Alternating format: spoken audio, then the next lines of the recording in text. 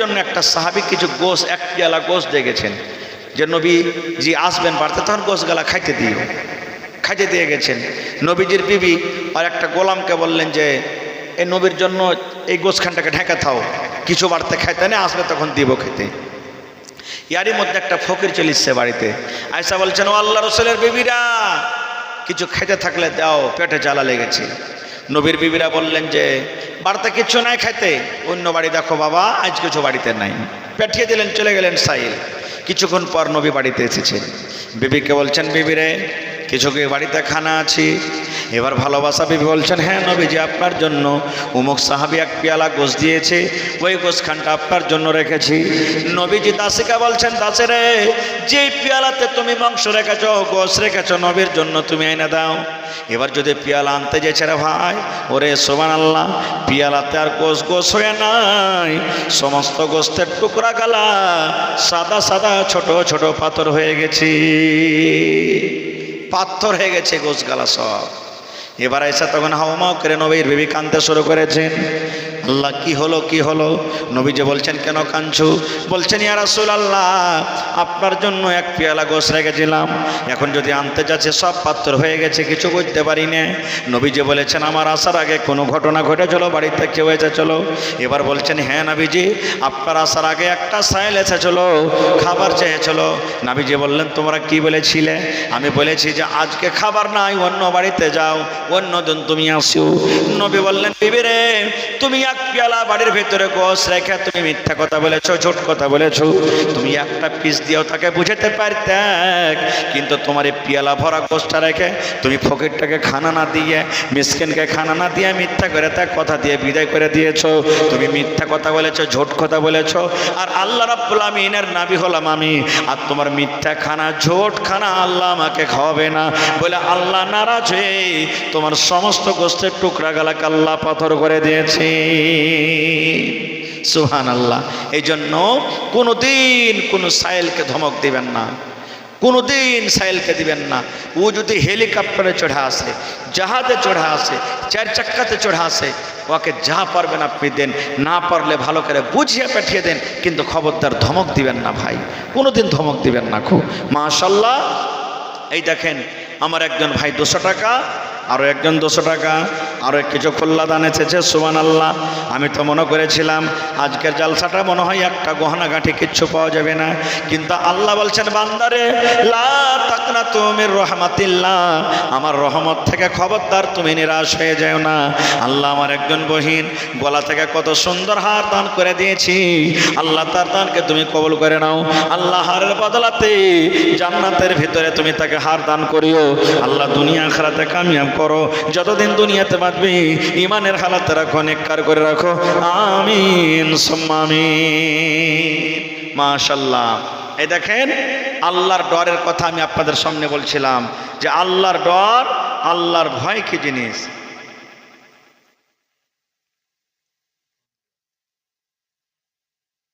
তো আল্লাহর ডর, আল্লাহর ভয় কি জিনিস। সুবহানাল্লাহ। নবীজি একদিন রাস্তাতে হেঁটে চলেছেন, হাঁটছেন রাস্তা দিয়ে, আর একটা মহিলা, ওর একটা বেটা মরেছে, তো কবরে বসে বসে কাঁদছে, কবরে বসে বসে কাঁদছে। জামানায় জাহেলিয়াতে যখন কোনো মানুষ মরত তো নৌহা করত। নৌহা মানে কি? কাপড় ধরেকে ছেড়ে দিত, বুকে বাড়ি মারত, চুলগালাকে ঝিঁকড়ে ঝিঁকড়ে মারত, জমিনে ধারাম ধারাম করে পড়ত। এগুলা নৌহা, শরীয়তে হারাম। এরকমই একটা মোড়লের মা মরেছে ভাই, কানবার কে হনে বাড়তে ভাড়া করে মা বেটিকে লিখছে, চল গে চল তোরা মা বেটি, হারকে মা মেরেছে তো কান্দিস, তোরাকে কিছু দিব। কি দিবি? হ্যাঁ মোড়ল, তোকে 2.5 কিলো জুয়া দিব, চল। আগে জুয়া মেয়েরা এগুলো খুব হইতো নাকি, তোকে চল তোরাকে জুয়া দিব। এবার মা বেটি আসছে, মোড়লের মা মরে পড়ে আছে, কাঁদছে। তো নিজের মানুষ মরা আর অন্য মরাতে পার্থক্য আছে না নাই? কানবে, জোগাড়ি পায় যে কি কহে কানবো।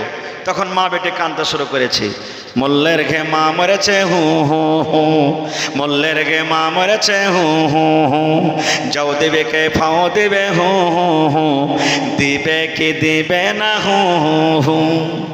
এই দেখেন কাঁদতে শুরু করে দিয়েছে। সুবহানাল্লাহ। তো কাঁদতে হয় না এরকম ভাবে। নবীজির ছোট্ট বেটা ইব্রাহিম রাদিয়াল্লাহু তাআলা আনহু, ছোট বেটা মারা গেছেন। নবীর চোখ দিয়ে পানি ঝরছে, টস টস করে পানি ঝরছে। সাহাবে কেরাম বলছেন, ইয়া রাসূলুল্লাহ, আপনি তো বলছেন কাঁদতে হয় না, ফের আপনার চোখে পানি। বলছেন এটা হলো রহমতের কান্দন, এটা হলো রহমতের কান্দন। তো কেহ যখন মরবে কান্দেন মানা নাই, যাকে আমরা ফেঁফড়ে ফেঁফড়ে কান্দন বলি, ভেতর থেকে মন থেকে কান্দেন মানা নাই।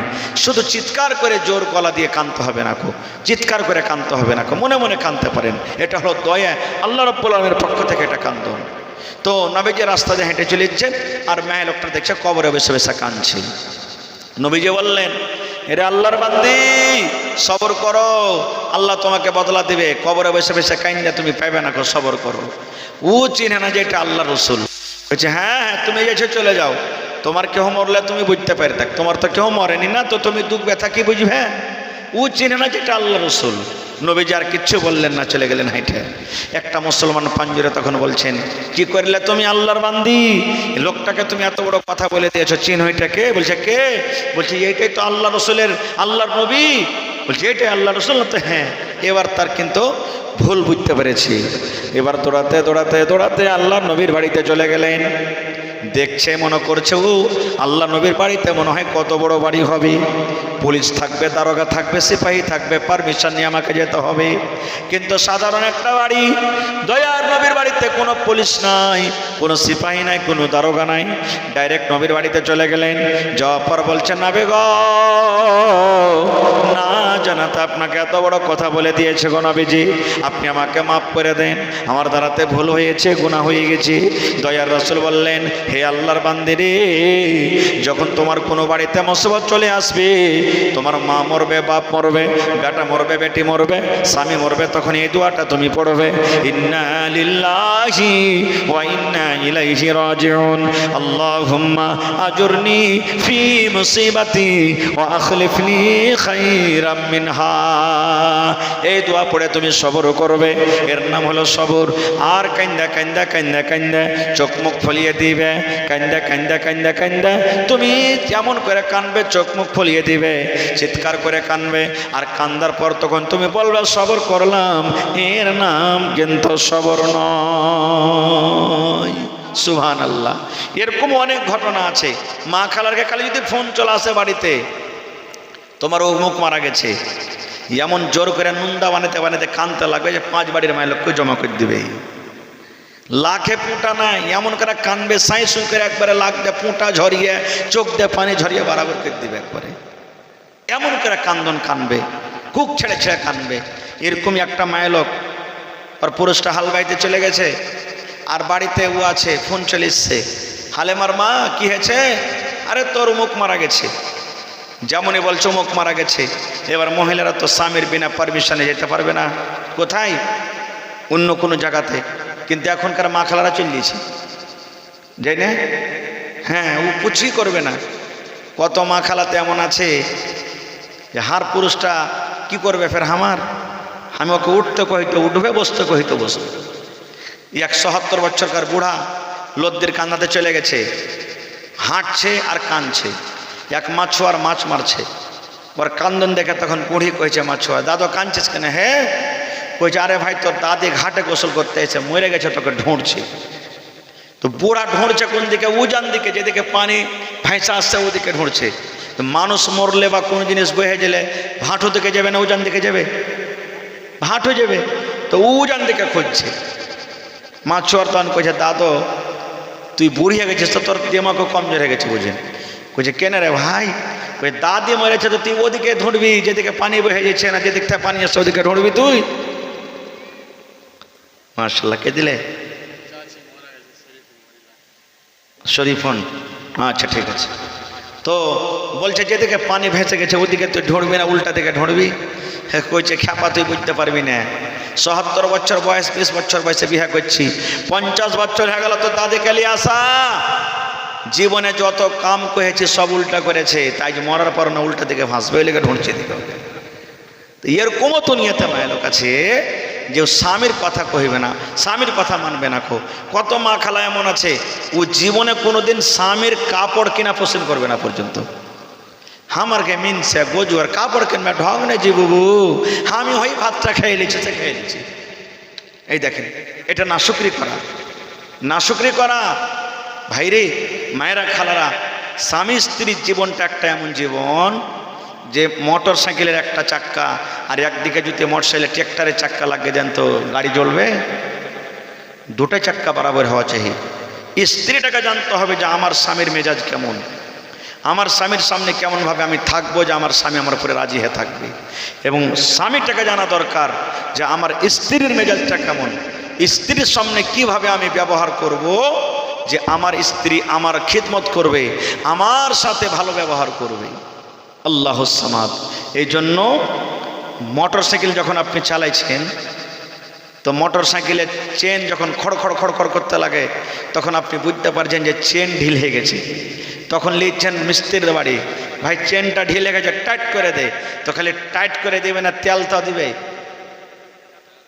হ্যাঁ, তো মাইলক হলো মোটর সাইকেল গাড়ি। চেন যখন খড়খড় করে তেল উড়িয়ে যায়, ওর পেটে যখন দানা না দেবেন, ওকে যখন টিকলি না দেবেন, ওকে যখন ব্লাউজ না দেবেন, ওকে যখন কাপড় না দেবেন, তখন ও চেনের মতন খড়খড় করে মানে মেজাজ গরম হয়ে যাবে। ওর তো ভালো ভালো জিনিস দিবেন তাকে, তখন বাস ও শান্তি হয়ে যাবে আপনার জন্য। বুঝতে পারলেন? এই জন্য স্বামী স্ত্রীর জীবনটা হলো বাচ্চার মতন। দেখবেন এখন তো আল্লাহর দিয়েছে না, ওগুলা 2-4-10 বছর আগে ছোট ছোট বেটি ছেলেগুলা খেলতো বাগানে গাছতলাতে, ওইখানে ওরা ঘর বানাইতো, পুতলা ছোট ছোট করে বানাইতো, আর ওরা বিহা দাহাদাই করতো, ঘরে থাকা থাকিয়ে হয়তো ফের 1 ঘন্টা বাদ ভেঙে চলে আসতো। আসতো না এরকম মায়ের লোকের জীবন একটা স্বামী স্ত্রীর জীবন। এই বেলাতে যদি একটু টন বানালো তো ওই বেলাতে যেন মিলে যায়। কিন্তু এখনকার অবস্থা, চালা করবে না তো 3 দিন 4 দিন চালা করবে না। এখন রে মরা কোন ঘরে বেটি আছে জানিস তো, তোকে লাল ঘর দেখে ছাড়বো রে মরা বেটা, ওটা বাদাম খাইয়ে ছাড়বো। কত তো মা খালা এমন আছে, ও ভাত খাবে না, ও চলে যাবে, ফোন করবে, আর বাপের বাড়িতে যায় 3-4টা লড়কাকে একবারে ফিট করে রাখবে, আর যেমনই আসবে গম গমে করে 2-4 বাড়ি পলে দেওয়াইবে ওকে, আর দেখ খুঁটিতে বাঁধবে। তোর মিনসার ভাত খেতে পারবো না। 5টা মানুষকে ডাক, 2 লাখ টাকা দিয়েছে, 2 লাখ টাকা বিয়েতে খরচ হয়েছে, 1 লাখ টাকার পালং দিয়েছে, 5 লাখ টাকা দে তালাক করি আমাকে নিয়ে চলে যা। এরকম জীবনটা বেরবাদ করে দিচ্ছে না। হে আমার মায়েরা খালারা, খবরদার এরকম করিয়েন না। তো খারজা হোক, এবারে ফোন চলে এসেছে বাড়িতে, স্বামীর বিনা যেতে যেতে পারবে না কিছু। আর একটা কথা বলে দিই, আপনার এলাকাতে আছে কি না, যদি মদিনা দুশ্মনেরা জগতে করে তোমার জীবন মারতে চায়, দুশ্মনেরা জগতে করে তোমার জীবন মারতে চায়। আবু জাহাল আবু লাহাব করেছিল ঘোষণা,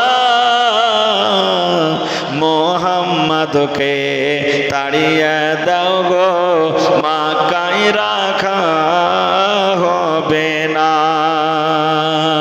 মুহাম্মদকে তাড়িয়ে দাও গো, মক্কায় রাখা হবে না। আর আছেন দেওয়ার মতন কেউ? জি জি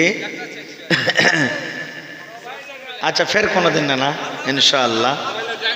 হ্যাঁ, আল্লাহ দেয়নি। কোনটা দেখে চেহারা খান দেখলে দেখতে পাই না। আইসেন তো,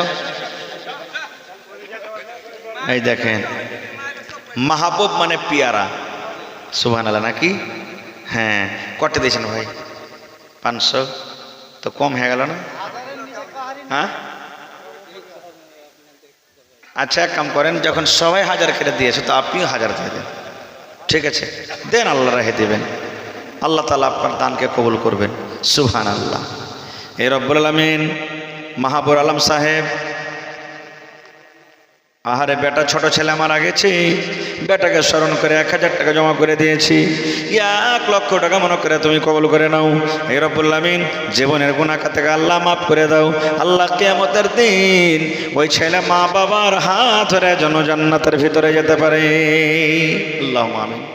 একদিন নবী সাহেবের ছোট বেটি ফাতেমা রাদিয়াল্লাহু তাআলা আনহা বাড়িতে আছেন, আর নবী সাহেবের লাতি দুটার নাম কইতে পারবেন কেউ? নবী সাহেবের দুটা লাতি, ওর নাম আল্লাহ। ও এমন থেকে তো ওটা আপনার হয়ে গেছে। হ্যাঁ হ্যাঁ আল্লাহ, একজন 100 টাকা দিয়েছে মাশাআল্লাহ। তো নবীর লাতের নাম হলো হযরত হাসান রাদিয়াল্লাহু তাআলা আনহু, হযরত হোসেন রাদিয়াল্লাহু তাআলা আনহু। কারবালার মাঠে যে মেরেছিল হযরত হোসেন রাদিয়াল্লাহু তাআলা আনহুকে। তো বাড়িতে আছেন ছোট ছেলে, আর নবী সাহেবের জামাই হযরত আলী মসজিদে, আর একটা ফকির চলেছেন চাইতে, সাইল চাইতে চলেছে। তো ফাতেমা ওর বেটারাকে বলছেন যে তোমার আব্বা মসজিদে বসে আছে, ডেকে এসো। তো ছেলে দুটা বলছেন যে আব্বা মা ডাকলে তোমাকে। যাওয়ার পর তখন বলছেন যে কি কথা ফাতেমা, কি খবর? তো হযরত ফাতেমা বলছেন যে ফকির এসছে, সাইল এসছে, কিছু টাকা পয়সা গেলা দিয়ে দেন ওকে। তো বাড়িতে 6টা টাকা ছিল। কয় টাকা? 6 টাকা। এখন মনে আল্লাহ তাআলা মানুষকে এত সুখ দিয়েছেন যে কষ্ট মানুষ বুঝতে পারে না। না হলে যারা নানা দাদু টাইপের বয়সের মানুষ আছেন, এরকে 25-30 বছর আগে চলে যান, কত কষ্ট করে দিন কেটেছে। এখন একটা ছেলেতে যতটি খাইছে আর বেরবাদ করছে, তখন একটা পরিবার মিলে খেতে পারি নাকি, এরকমও দিন গেছে। তো 6টা টাকা বাড়তে ছিল। হযরত আলী রাদিয়াল্লাহু তাআলা আনহু আটা চাল ডাল কিনবো বলে দিয়েছিল, 6 টাকায় ফকিরকে দিয়ে দিলেন। 1 টাকাও বাড়তে নেই, কি দিয়ে কিনবে এখন? এবার বাড়ি থেকে বাড়িয়ে গেলেন, বাড়ি থেকে চলে গেলেন, রাস্তাতে হাঁটছেন। ওমান থেকে একটা লোক উট বিক্রি করতে চলে আসছে। আরবের লাল উট খুব ভালো, দামি উট বিক্রি করতে চলে আসছে। ও লোকটা তখন হযরত আলীকে বলছেন, আলী উটটা কিনে নিবে? বলছে ভাই উট তো কিনে নেবো, কিন্তু টাকা যে নাই, বাকিতে যদি দাও তো কহো। কইছে হ্যাঁ তুমি বিক্রি করে দিয়ে দিও। ওই কয় টাকা নিবে? তোকে 40 টাকা দিব। 40 টাকাতে উটটা কিনে নিয়ে এলেন। ওই পাখি হযরত আলী রাদিয়াল্লাহু তাআলা আনহু মদিনার বাজার চলে গেলেন। লাল উট যেই আসছে সে বলছেন আলী উট বিক্রি করবে না? কইছে ভাই উট বিক্রি করার লাগে তো আসছি। তো কয় টাকা নেবে রে ভাই? না তো 100 টাকা নেব। হযরত আলী বলছেন 100 টাকা নিব, কিন্তু ভাই আমি নগদ নিব, বাকিতে নিব না, দিব না। খুব আপনারা বলেন 40 টাকার কিনার নেবে 100, যায় যাচ্ছে না? না যায়, যায় যাচ্ছে। এই জায়গাতে যদি হযরত আলী বলতেন আল্লাহর কসম করে কইছি ভাই রে 95 টাকার কিনা আছে, 5 টাকা মাত্র ফায়দা দিয়ে দিচ্ছি তোকে, তাহলে গুনাহ হয়ে যাবে। আপনি বিজনেস করবেন, কয় টাকাতে কিনেছেন ওর সাথে মতলব নাই, কইবেন তো সহিটা কহেন, আর না হলে আপনাকে কে পুছ করতে গেছে যে কয় টাকাতে নিয়েছেন না নিয়েছেন। একটি লিব ভাই, মনে হয় লাও, না হয় না লাও, সিধা কথা। হযরত আলী বলছেন 100 টাকা লিব আমি, দিয়ে দিলেন 100 টাকা। ওই পাখিটার কাছ থেকে উট কিনেছিলেন তার বাড়ি চলে গেলেন। যাওয়ার পর এবারে ওকে, আচ্ছা ঠিক আছে, এইবারে ওকে 40 টাকা দিয়ে দিলেন। বাঁচলো কত? 60 টাকা। বাড়ি এসে ফাতেমাকে দিচ্ছেন, লেও 60টা টাকা। হযরত ফাতেমা বলছেন স্বামী গো, টাকা বাড়িতে 1 টাকাও ছিল না, কুণ্ঠে তুমি এতটি টাকা পাইলে? 60 টাকা তোমার কুণ্ঠে থেকে আইলো? হযরত ফাতেমা বলছেন বেবে রে, আল্লাহর কোরআনকে তুমি পড়নি, নবীর হাদিসকে তুমি পড়নি? নবী বলেছেন আল্লাহর রাহে 1 টাকা খরচ করতে গেলে আল্লাহ রাব্বুল আলামিন 10 গুণা দান করবেন। আমি আল্লাহর রাহে 6 টাকা দিয়েছি, আল্লাহ তাবারাক ওয়া তাআলা 6×10 60 টাকা আমাকে দান করলেন। সুবহানাল্লাহ। তা আল্লাহর রাহে দান করতে গেলে কোনোদিন ঘটবে না।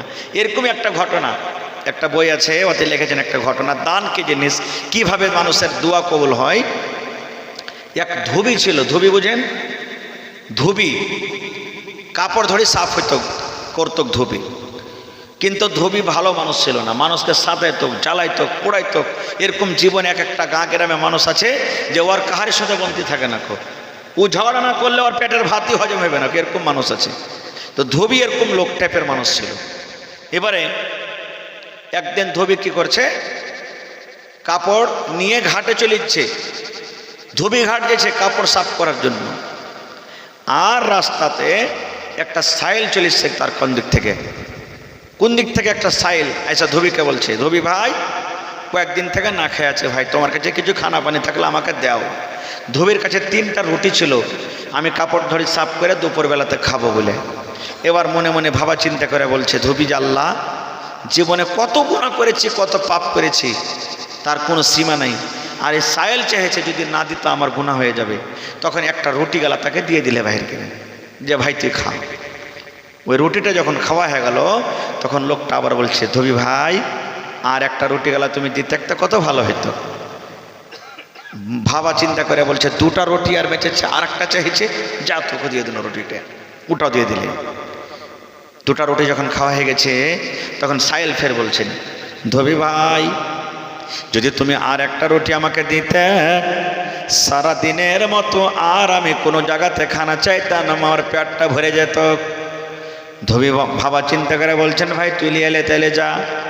লিয়ালে রে ভাই, লিয়ালে। তিনটা রুটি খাওয়া হয়ে গেল। এবার ওই আল্লাহওয়ালা সায়েল আল্লাহর দরবারে দুখানা হাত তুলে দোয়া করছেন, হে রব্বুল আমিন, হে পাক পরওয়ারদিগার, আমি ধোবির কাছে খানা চাইলাম, আল্লাহ ধোবি আমাকে খানা দিয়ে দিল।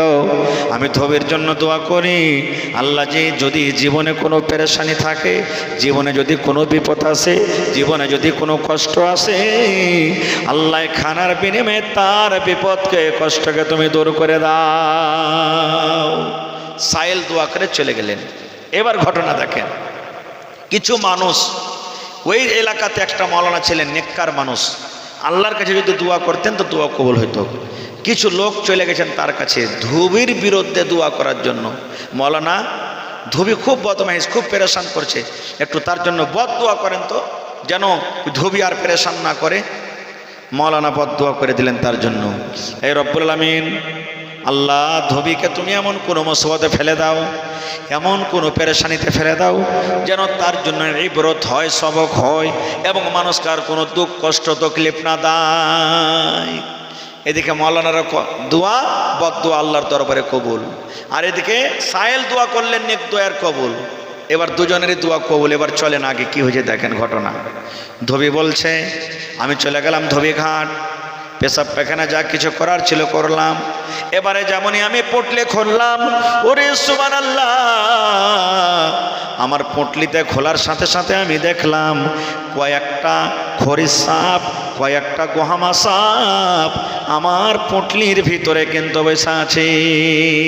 ধোবি বলছে, আমার পটলিতে সাপ বসে আছে, কিন্তু ধোবি বলছে, আহারে প্রত্যেক সাপের মুখে মুখে একটা করে লাগাম লাগা আছে, যদি লাগাম না লাগা থাকতো তাই যেমনই পটলি খুলেছিলাম সাপ আমাকে কামড় দিয়ে ছিঁড়ে তুলে নিত। ই কিন্তু ভাই পেচান হয়ে গেল, পেরেশান হয়ে গেল ধোবি। সাপ পাইলো তাইলো কেমন করে, আর সাপ যদি আমার পটলিতে আইলো তো মুখে লাগাম কিনে লাগা আছে, কেনে কাপড় সাফ করবে। আরও ধোবি হাঁটতে হাঁটতে ওই মাওলানার কাছে চলে গেলেন। ও জানছে এই কথাটা মাওলানা ছাড়া কেউ বলতে পারবে না, খুব চলে গেলেন হাঁটতে হাঁটতে। এবার যে লোকগুলা বদদোয়া করার কথা বলেছিলেন, ওই লোকগুলাও তার কাছে হাজির। বলছে, কই যে মাওলানা, কোনো খবর যে আসে না, ধোবির কিছু কি ব্যাপার, কি হয়েছে না হয়েছে?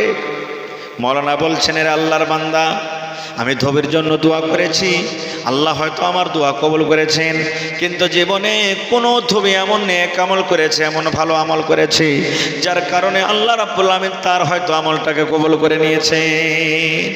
এই কথা বলতে না বলতে ধোবি হাজির। মাওলানা, আমার সাথে একটা খুব ঘটনা ঘটেছে। কি ঘটনা? বলছে, মাওলানা জি, আমি প্রত্যেক দিন কাপড় সাফ করার মতন আজকে কাপড় সাফ করতে গেছিলাম, কিন্তু কাপড় সাফ করার জন্য যেমনই আমি পটলিকে খুললাম, ওরে আল্লাহ, পটলি খোলার সাথে সাথে দেখলাম যে পটলির ভিতরে সাপ লুকচে লুকচে বসে আছে, এবং প্রত্যেক সাপের মুখে মুখে একটা করে লাগাম লাগা আছে। মাওলানা কথা শোনার পর ও তাজ্জুব করতে লাগলেন যে কি ব্যাপার। এবার মাওলানার একটা বলছেন, ধোবিরে, আজকে তুমি যে কাপড় সাফ করতে বাড়ি থেকে বের হয়েছো, রাস্তাতে তোমার সাথে কি এরকম কোনো ঘটনা ঘটেছে, নতুন কোনো কাজ হয়েছে? বলছে, যে মাওলানা ঘটেছে। বলছে কি? বলছে, মাওলানা জি, আমি যখন কাপড় সাফ করার জন্য যাচ্ছিলাম, একটা সাইল আমাকে এসে বললো, ভাই খানা দাও। আমি খানা দিয়ে দিলাম, আর একটা রুটি চাইলো দিয়ে দিলাম, আর একটা রুটি চাইলো দিয়ে দিলাম। আমার কাছে 3টা রুটি ছিল, আমি 3টা রুটি কিন্তু সাইলকে দিয়ে দিলাম, এবং সাইল আমার জন্য দোয়া করে দিলেন, হে রব্বুল আলামিন আলামিন ধোবি যদি দুনিয়ার কোনো মুসিবতে পড়ে যায়, ধোবি যদি দুনিয়ার কোনো বিপদে পড়ে যায়, আল্লাহ খানার বিনিময়ে তুমি ধোবিকে আল্লাহ তুমি মাফ করে দাও, আল্লাহ ধোবির মুসিবতকে আল্লাহ তুমি দূর করে দাও। এবার মাওলানা তখন বলছেন, রে আল্লাহর বান্দা, আমি ধোবির জন্য দোয়া করেছিলাম, আল্লাহ রাব্বুল আলামিন ধোবির পুঁটলিতে সাপ দিয়েছি, কিন্তু ধোবির রাস্তাতে একটা ভালো কামল করেছে, নেক আমল করেছে, একটা মুসাফির একটা সাইলকে খানা দিয়ে দিয়েছি, এবং সাইল তার জন্য দোয়া করেছেন, আল্লাহ ধোবি যদি দুনিয়ার কোনো মুসিবতে পড়ে যায়, কোনো বিপদে পড়ে যায়, এই খানার বিনিময়ে আল্লাহ তাকে মুসিবত থেকে বাঁচিয়ে নিও। যদি ওই ধোবি ওই সাইলকে খানা না দিত, আর যদি সেই খানা না খাইত, খানা তাকে যদি না দিত, যেমন পুঁটলি খুলেছিল, তাকে ছেড়ে ছেড়ে ছেড়ে ছেড়ে সাপ লুচিয়ে মারত, কিন্তু সাহেল ধোবি সাহেলকে খানা দিয়েছে এবং সাহেল তার জন্য দোয়া করেছে, আল্লাহ তার বিনিময়ে প্রত্যেক সাপের মুখে মুখে একটা করে লাগাম দিয়েছে, কিন্তু যেমনই পুঁটলি খুলেছে সাপ তাকে কামড় দিতে পারলো না। এটা হলো খানার বরকত, এটা হলো দোয়ার বরকত, এটা হলো আল্লাহর রাহে দানের বরকত। এই জন্য আল্লাহর রাহে দান করবেন। মিশকাত শরীফ একটা হাদিস আছে, কিন্তু